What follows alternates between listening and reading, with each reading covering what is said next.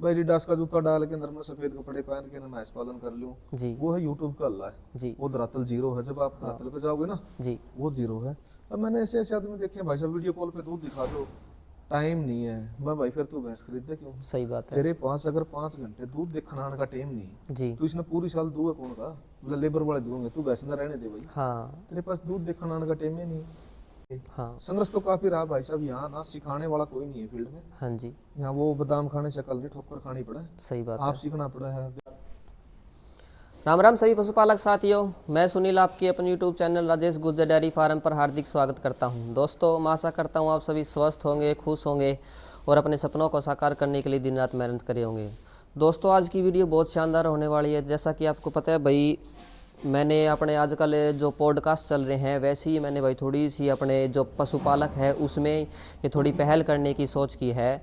जो अपने जाने माने बड़े ब्रीडर हैं उनके भाई जैसे संघर्ष की कहानी, उन्होंने अपने भाई ज़िंदगी में क्या क्या संघर्ष किए हैं, आज वे सारी चीज़ें आप भाई जितने मेरी नज़र में ब्रीडर हैं उनकी मैं लगभग भाई वीडियो कवर करूँगा। उन्होंने कैसे मेहनत करके एक ब्रीडर नाम पीछे लगना भाई बहुत बड़ी बात हो जावे।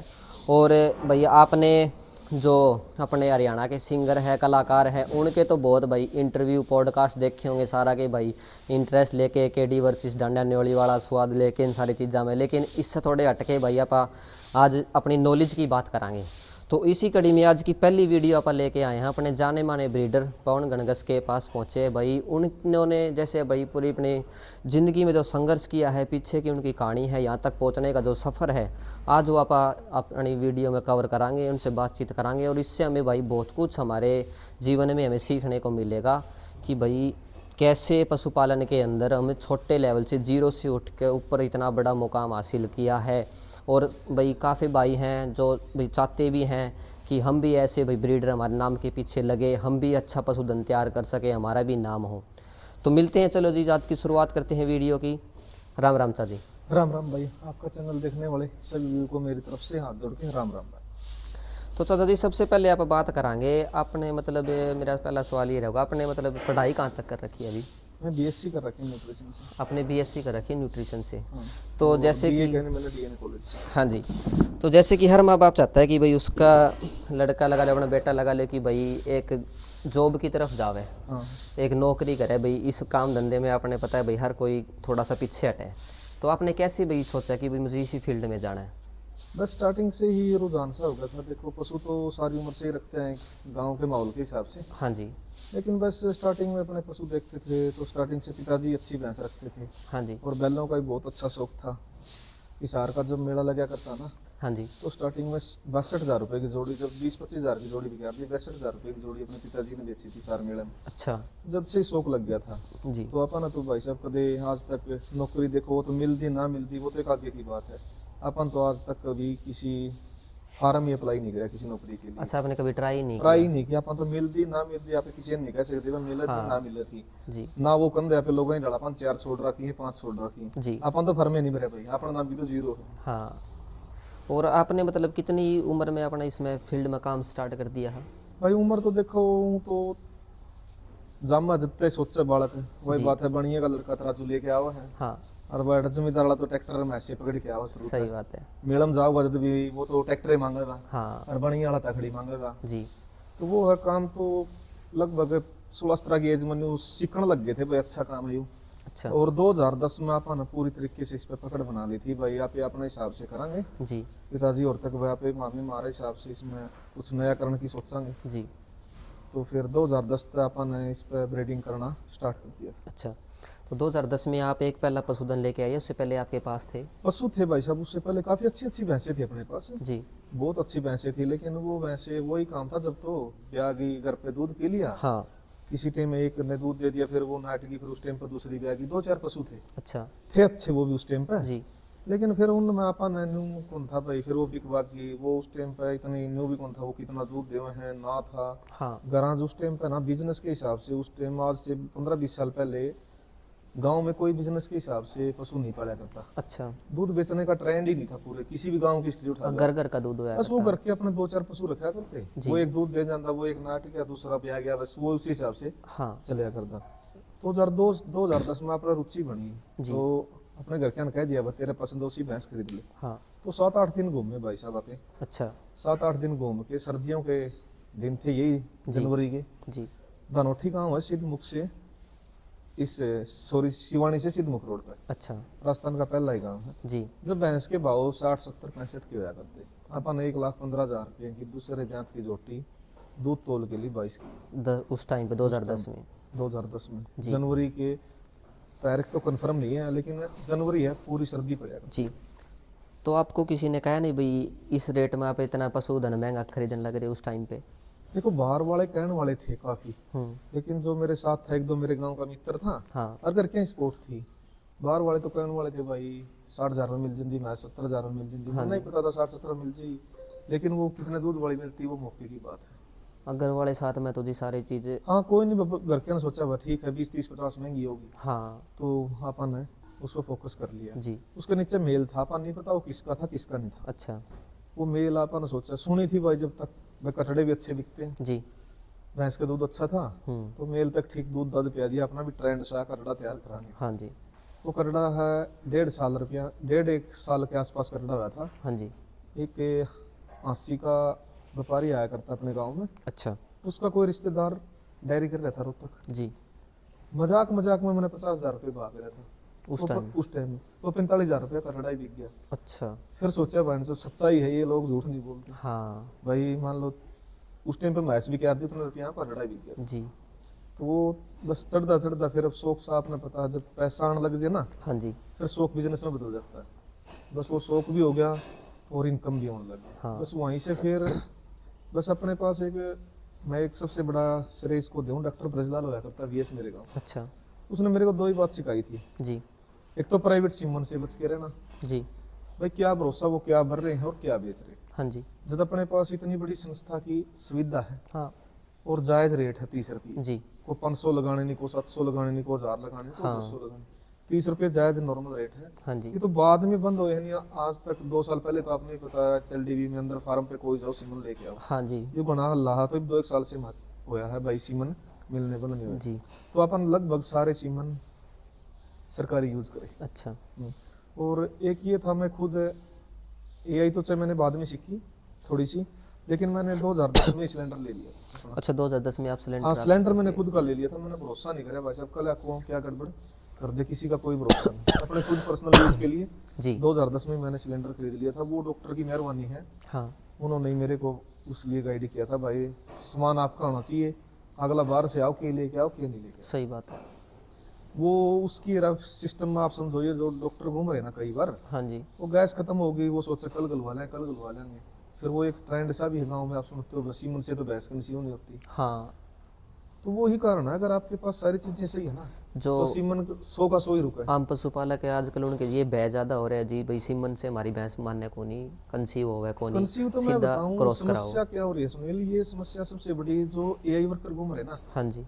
उनमें से 90% को तो AI करनी नहीं आती। जी। और फिर वो ना सीमन, मेरे हिसाब से आप 10 AI वर्कर घूम रहे, अगर 10 की बाइक रुकवाओगे ना, हाँ तो 5-7 इसे पाऊंगा जिसके सिलेंडर में गैस ही नहीं है। जी। कल गलवाओगे, परसों गलवाओगे, तो मैं इसका केक होता है। ज्यादा होगा सीमन। और गलती गल्ला फार्मर की भी है। हाँ जी। फार्मर भी अपनी भैंस का पूरा मिनरल्स या पहले पशु खुल के जाया करते, हाँ या बन प्रेग्नेंट हो जाया करते, जी। पशुओं भी कमी हो रही है। हाँ दूसरी बात वो होना, पशु को न्यू नहीं देखता टाइमिंग की, वो थोड़ी सी डिस्चार्ज दिखा, हाँ जी। उसी टाइम डॉक्टर के पास घंटी मार दे। टाइम पीरियड नहीं पता। टाइम पीरियड उसने आपके पशु का ही नहीं पता, तेरी भैंस कितना टाइम हीट में रहूगी, जी। कौन सी मीट हीट है, जी। कौन सी में सीमन लेगी, हाँ टक्कर दोनों की बराबर की है। हाँ जी। फार्मर की भी इतनी गलती, अगर फार्मर अपना पशु का सही टाइमिंग पकड़ लेना, जी। तो कंसीव में ज्यादा समस्या कौन है।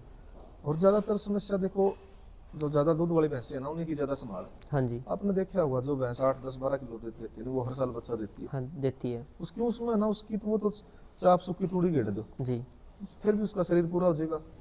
जो भैंस दूध 22, 20, 18 से 25 के आसपास देगी, मान लो इसमें 18 से 25 के बीच में जो देगी, जी। उसकी मिनरल्स की, विटामिन की उसकी ज्यादा डिफिशियंसी होती है। समस्या उसे भैंस का बना है। जी। वो ही भैंसें आपने देखी होंगी ज्यादा रिपीट होंगी। हाँ वही है। 8-10 किलो वाली तो रिपीट होने की समस्या ही नहीं आती, वो तो हर साल देख लो आप बच्चा दे रही है। जी। जी। फिर 2010 के बाद में जैसे आपने स्टार्ट किया, फिर आपको धीरे धीरे कैसे ये नॉलेज हुई कि भाई ब्रीडिंग पे हमें मुझे ऐसे काम करना है? कहाँ से मतलब आपने जानकारी इकट्ठा की?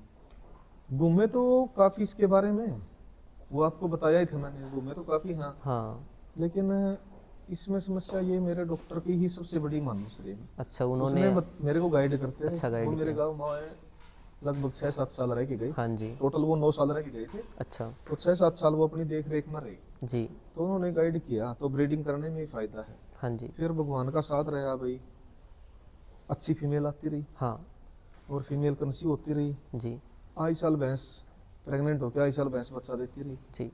और फिर थोड़ी सी मतलब अच्छे पशु के कारण थोड़ी सी पहचान होगी जी। और रेट ठीक मिलते रहे। हाँ। संघर्ष तो काफी रहा भाई साहब, यहाँ ना सिखाने वाला कोई नहीं है फील्ड में। हाँ जी। यहाँ वो बादाम खाने से कल नहीं ठोकर खानी पड़ा है, सही बात आप है। सीखना पड़ा है। देखो मैंने स्टार्टिंग करते करते 2018-19 तक मेरे पास 35-40 पशु थे। अच्छा। भाई मैंने सिलेक्टेड करने हैं, सिलेक्टेड करने हैं, सिलेक्टेड करने हैं। जी। लेकिन शुरू में मेरे से जो हर मिलने वाले को यही पता, मैंने यही रोक रखा था मैं 1500 और 20 के बीच में भैंसें रखनी है। हाँ जी। लेकिन वो सिलेक्टेड करने में, एक बार छांटने में टाइम लगेगा। हाँ जी।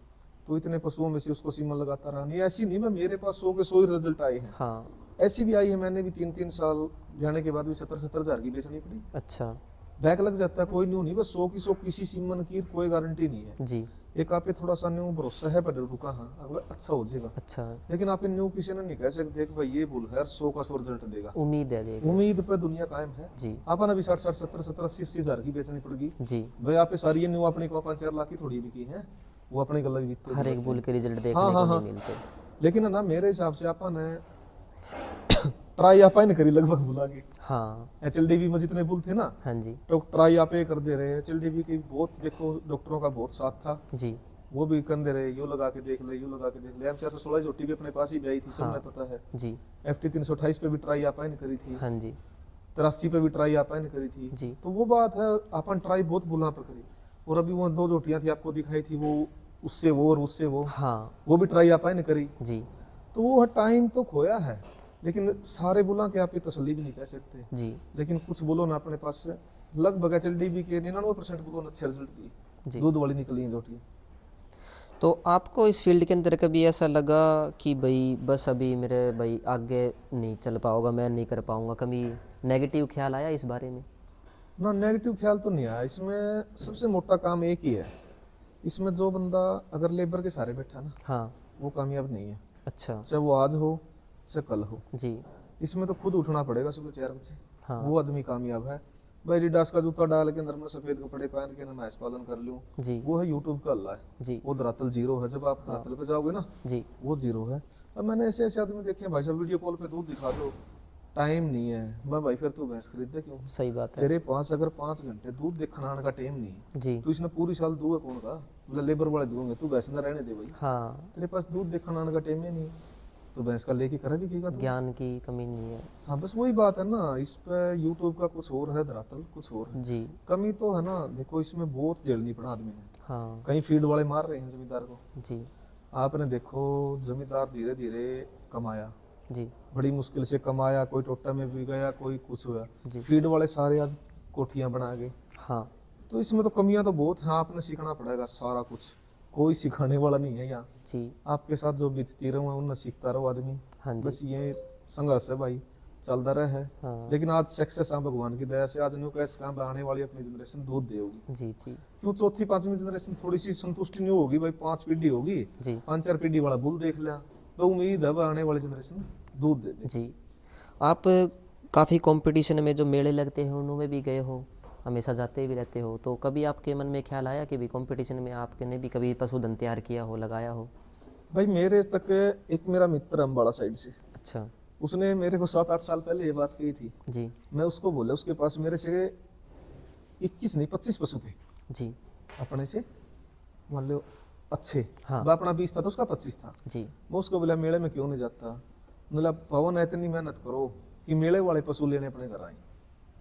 जी। मेला तो देखने का होता है, वहाँ तो व्यापारियों का काम है। मेले में जी। मेले में 2 ही आदमी जाएंगे, आप नोट कर लियो। जी। मेले में बुल वो लेके जाएगा जिसको सीमन बेचना है, हाँ। और भैंस वो लेके जाएगा जिसने भैंस का व्यापार करना है। जी। आप कौन से मेला उठा के देख लियो, आपने वहाँ जो अच्छा पशुपालक है वो नहीं जाएगा। मेला किस लिए लगाया जाता है? मेले का मतलब होता है दुकानदारी। मेला में वो स्टॉल लगा हुआ है, अच्छा किसी भी मेला लगा लो जिसमें आपकी प्रोडक्ट बेचने हो। हाँ जी। मेला में तो भाई ऐसी चीज तैयार करो ना, मेला वाला अपने घर आ जिले में। हाँ जमींदारों के हिसाब के मेले नहीं होते, मेला तो एक तैयार कराया जाओ है। जी। अब भाई ये आऊंगे ये आपका सामान बेच देंगे हाँ और तो हमने डोनेशन दे देंगे, तारा मेला सक्सेस हो जाए। जी। तो अभी अपने फिलहाल कितने पशुधन अभी अपने पास है, आपने कितने सिलेक्टेड करके कम किए? अभी टोटल बड़ी 10 भैंसे हैं। अच्छा। बड़ी कह लो इन 10 भैंसे हैं और टोटल मिला के ईफरा आफर मिला के सारे 21 पशु हैं। इसमें 2 HF की गायें होगी जी बछड़ियां कह लो, जी। एक वो थार की बछड़ी होगी, टोटल मिला के 21 हैं भाई, छोटे अच्छा। बड़े मिला के। और जी देखो, मैं किसी को, जो मेरे पशुपालक भाई है, जो भाई जो बुल तैयार करे, मैं उनको किसी को टारगेट नहीं करना चाहता, मैं किसी के बारे में कुछ गलत नहीं बोलना चाहता भाई। जैसे कि भाई मेरे ध्यान में ये बात आई है, जो कंपटीशन में जैसे बुल लेके जाऊँ जी, फर्स्ट पोजीशन पर आ जाओ, आपने जैसे कहा भाई आते ही उनके सीमन तैयार करवा दी मैं, लेकिन उसी के पीछे भाई अपने जो पशुपालक भाई है, भेड़ चाल की तरह भाई वो सीमन उसका यूज़ करने लग जाए, वह सारी चीज़ बोले भाई ब्यूटी की तरफ ही ज़्यादा झुकाव करें ना, उसका पीछे का रिकॉर्ड चेक करते हैं। ये एक नेगेटिव पॉइंट है, तो इसके बारे में आप क्या कहना चाहोगे? देखो मेरी ये है, मान लो भाई 2-4 फार्मर इकट्ठे होकर एक सिलेंडर ले लो। हाँ और जो मान लो एक छोटी बात है, कल उनका एक बुल पसंद आ गया जी भाई, उसका सीमन उन्होंने ले लिया, जी ले लो 5-10 डोज, अगर उनका पसंद है तो अच्छा। जी लेकिन उसका सीमन जब यूज करो जब उसके 20-30-50 बच्चे फील्ड में अपना दूध पर दिखे, progeny tested progeny tested. PT progeny tested का मतलब तो यही है जब 50-100 बच्चे हो दूध पे आ चुके हो। जी। अब बुलवाड़ा ने के ट्रेंड बना रखा है 2 जोटियां का दूध दिखाओ, हाँ और 2 जोटियां का भी उनका दूध दिखाओ जो नेचुरल मैटिंग की, जी और नेचुरल मैटिंग और सीमन में दिन रात का फर्क है। जी और वो 2-4 जोटियां का दूध दिखाओ है, और जब तक बुल के रिजल्ट आओ 3 साल में आम जमींदार के घर हाँ जी इतना वो अपने मोटे पैसे कमा के और जी। मार्केट से गायब हो जाए, फिर वो दूसरा बुल ले आऊं, हाँ वो उसका ट्रेंड जारी आई बोर पकड़ लो, सही बात है। फिर 3 साल बाद दूसरा पकड़ ले, उनका ट्रेंड बना रखा है। मैं तो यह कहूँ भाई जमींदार भैया ने, चाहे वो सरकारी लगाओ चाहे वो प्राइवेट लगाओ, वो बुल लगाओ जिसकी आपकी नजर में 10-20-50-100 करोड़ियां दूध पे हो। ऐसे कोई फायदा नहीं भाई, नो तो फिर आप एक सीखने की लैब थोड़ी है, उन तक सिखा सही बात है। दिन सिखा लिया उन लग भी आप या मान लो नहीं, हर ग्रुपों में हर जगह उनसे ये फोर्स करो भाई आप अपनी कटड़ी दिखाओ जी। और कटड़ियां के DNA कराओ। लगभग झूठ की भी तो कटड़ियां उठ रही हैं बहुत झूठ की ज्यादा, है जी सारी लगभग 99% कटड़ियां झूठी उठ रही हैं। हाँ। कोई किसी बुल का सहारा ले रहा है, कोई पंचायती का सहारा ले रहा है, कोई किसी का सहारा ले रहा है। जी। असली आपकी कटड़ी दिखाओ, अगर दम है तो DNA मैच करा के। DNA मैच करा के, क्योंकि आजकल ये भी चल रहा है ना जी, किसी बुल का रिजल्ट आया कौन, तो दूसरा के सीमन बुल के भरवा के सेल कर दिए मैं। ये तो स्टार्टिंग से जल्दी आई है, हाँ जब तो बड़े बड़े नामी ग्रामी बुल खत्म हुए। जी एक बुल इतना सीमन थोड़ा देश का पूरा हरियाणा डांट दे, तो इतने सीमन बेचे गए। वही बात है ना, आप जिस पर देखो सीमन के अंदर कुछ गल रहा है उसका कोई भरोसा नहीं, कुछ नहीं पता हमें। जिस पर आप सीमन ले रहे हो ना जी उस आदमी पर आपने भरोसा करना पड़ेगा, वो आदमी किसा है। हाँ बस सीमन का भीतर के गल रहा है, उसके ऊपर प्रिंटिंग के है, प्रिंटिंग कुछ भी उसका है, जी भीतर भी किमें गल सका है। जिस आदमी पर आप सीमन ले रहे हैं ना वो आदमी किसा है। हाँ भाई, अगले से बातचीत करो उसकी भाई पूरी डिटेल लो, बुल की पीछे की माँ की नानी की सारी चीज़ एक एक जानकारी हमें होनी चाहिए, विश्वास करके फिर बुल आप का भाई ये लेके है आओ। जितनी लंबी कैटेगरी होगी ना, हाँ वे माँ ने दूध दिया, माँ की बेटी ने दूध दिया, बुल की बहना ने दूध दिया, जी उसका पूरा परिवार में दूध दिया। हाँ तो 5-4 पीढ़ी जितनी लंबी हो आपके पास, जी बस 2 की 3 की 4 की 5 की जितनी लंबी हो हाँ उतना वो बुल लगाने की कोशिश करो, जी। जितनी लंबी उतना फायदा है। उमें मतलब जो पीढ़ी पीछे की अच्छे हाँ, हाँ, रिजल्ट्स हो गए, हाँ, मैं हाँ, भाई उम्मीद अच्छी हो जाए कि उम्मीद आगे अच्छी हो, रिजल्ट देखो उम्मीद पे डट रही है। हाँ। वो तो कोई नहीं थप्पा मारता, वो सही तो बात अच्छे फड़े मार सके हैं। हाँ। मुर्रा में तो ऐसे कोई थप्पा नहीं मारता कि मेरा बुल दूध देगा, जी ऐसे आज तक मेरे हिसाब से तो कोई नहीं भाई, कोई कल न तो पैदा हो जाए तो पता नहीं, आज तक तो है नहीं इस डेट में। जी। और भी आज का मेरा ये लास्ट सवाल है जी, आपके हिसाब से जो पशुपालन भैया खातर भाई जो सबसे डेयरी फील्ड के अंदर अहम चीज़ क्या है, जो भाई कोई आगे डेयरी फार्म तैयार करना चाहता है या काम करने लग रहा है उस लाइन में, सबसे आपके निगाह में अहम क्या चीज़ है? भाई देखो ब्रीड भी खरीद लेता है बंदा पैसे के दम पे। जी सबसे मोटी 2 ही समस्या है आज फील्ड में, जी एक तो फीड की मैनेजमेंट नहीं है किसी के पास, ठीक है और दूसरी लेबर की।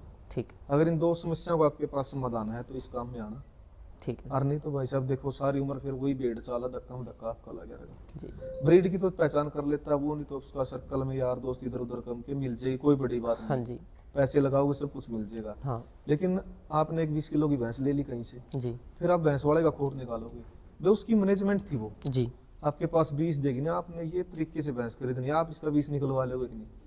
हाँ, वो मैनेजमेंट आपके पास होना चाहिए, फीड और मैनेजमेंट। क्योंकि हाँ जैसे कि भी काफ़ी भाई अपने यूट्यूब पे भी जुड़ रहे हैं, तो मान लीजिए जो पशुपालक कहते हैं भाई मैं उस भाई से भैंस लेके आया था, उसने इतना इतना दूध वहाँ पे निकाला और वो आने के बाद मेरे उतना दूध उस पशुधन ने नहीं दिया।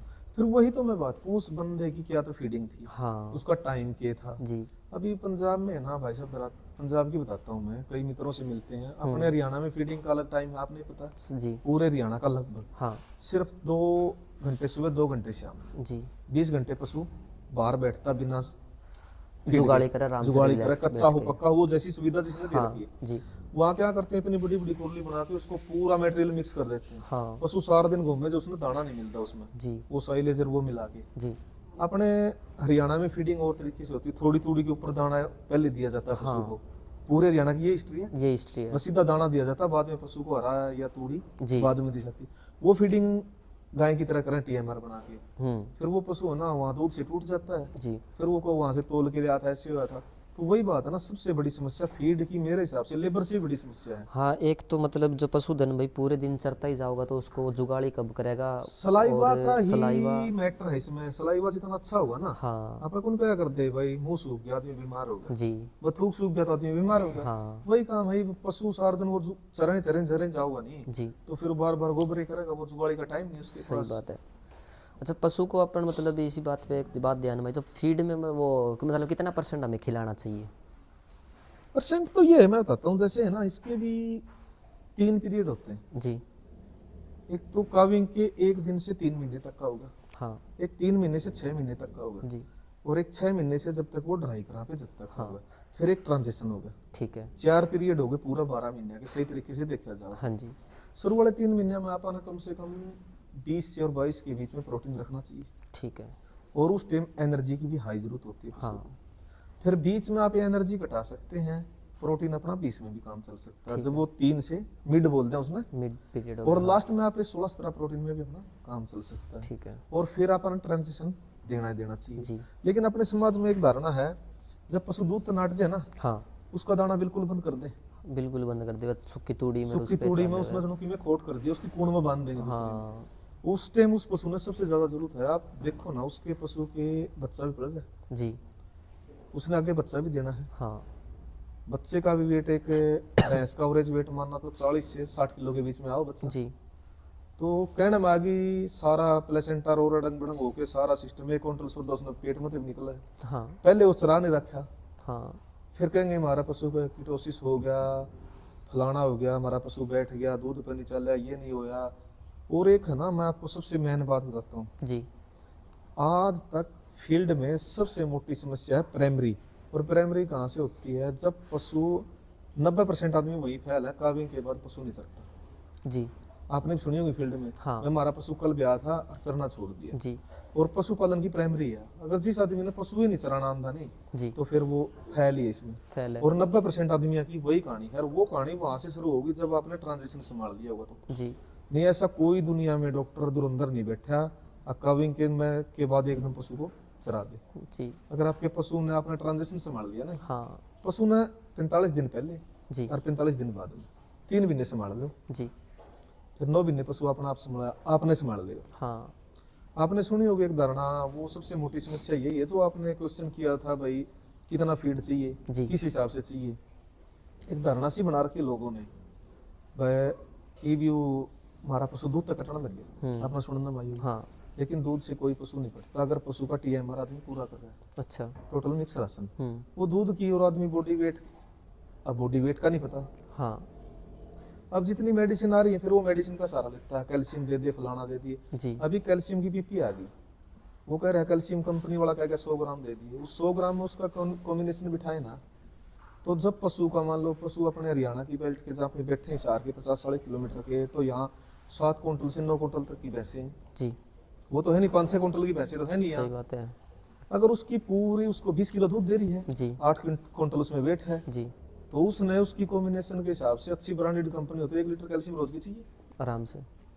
वो 100 ग्राम दे रहा है, हाँ तो वो तो टोटा और कर लिया उसकी। तो हाँ मान ली भैंस का तो फायदा को नहीं हुआ, वो 500-700 का और नुकसान कर लिया। कैल्शियम के लाग गए उसके। तो वही बात है भाई, एक दिन पीपियां तो बच जाओ। जी जितनी हो सके मेडिसिन से आप दाना पे फोकस करो ना। दाने में आप डीसीपी कैल्साइट अपना दाना मिक्स कर लो, जी एक फार्मूलेशन बना के। हाँ एक कैल्शियम पे वीडियो बनावांगे अलग से, जी वो सबसे बड़ी समस्या है फील्ड की।